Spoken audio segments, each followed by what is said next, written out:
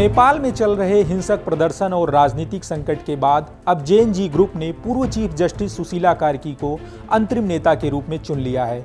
बीते दिन आंदोलनकारियों और सेना के बीच एक बैठक के बाद उनके नाम पर फैसला लिया गया है, जिसमें देश के ताज़ा चुनाव होने तक सुशीला कार्की को अंतरिम प्रधानमंत्री नियुक्त किया जाएगा।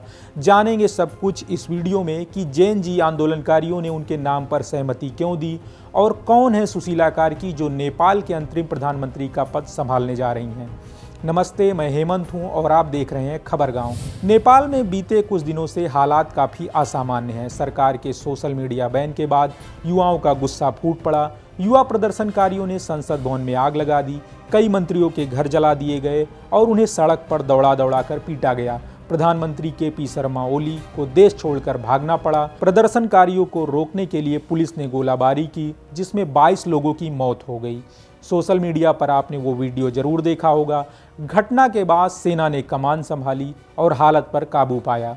अब खबर है कि नेपाल की पूर्व चीफ जस्टिस सुशीला कार्की देश के अंतरिम प्रधानमंत्री का पद संभालेंगी। सुशीला कार्की के जन्म की बात करें तो उनका जन्म 7 जून 1952 को नेपाल के विराटनगर में हुआ था। वो 7 भाई बहनों में सबसे बड़ी हैं। उन्होंने राजनीति विज्ञान और कानून की पढ़ाई की है। साल 1972 में उन्होंने महेंद्र मोरंग परिसर विराटनगर से कला में ग्रेजुएशन अपना कंप्लीट किया। फिर साल 1975 में उन्होंने बनारस हिंदू विश्वविद्यालय वाराणसी से राजनीति विज्ञान में स्नातकोत्तर की उपाधि ली। पढ़ाई पूरी करने के बाद सुशीला कार्की का झुकाव वकालत की पढ़ाई की तरफ हुआ, जिसके बाद उन्होंने साल 1978 में त्रिभुवन विश्वविद्यालय से कानून की डिग्री हासिल की। कानून की डिग्री हासिल करने के बाद उन्होंने वकालत शुरू कर दी। उनकी मेहनत और लगन का ही नतीजा था कि साल 2007 में वो सीनियर एडवोकेट बनी।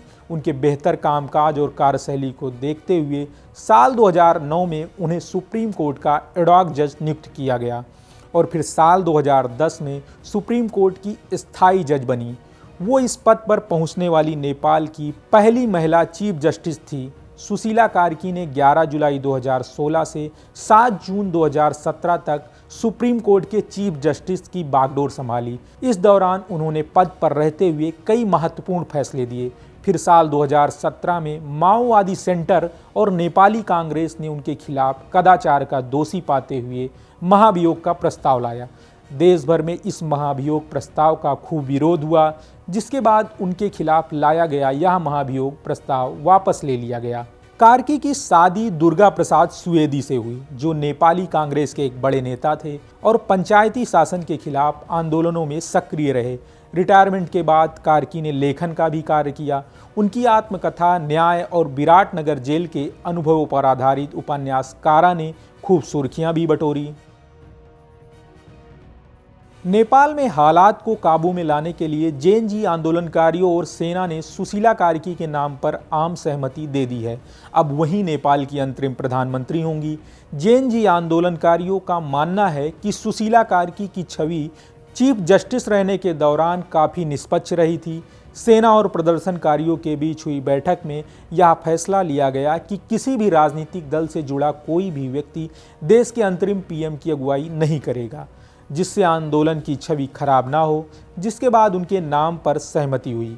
सेना और प्रदर्शनकारियों के बीच काठमांडू के मेयर बालेंद्र शाह और युवा नेता सागर धकाल के नामों पर भी अहम चर्चा हुई, लेकिन कार्की के चीफ जस्टिस के पद पर रहते हुए उनका सरल स्वभाव और बेदाग छवि ने सभी ने उन्हें इस पद के योग्य समझा।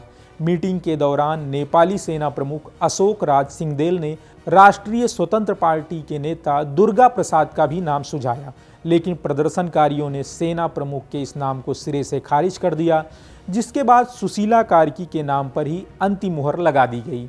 नेपाल की अंतरिम पीएम चुने जाने पर सुशीला कार्की ने नेपाल के लोगों का शुक्रिया कहा है। साथ ही उन्होंने भारत के साथ अपने जुड़ाव और वाराणसी में अपने पढ़ाई के दिनों को भी याद किया।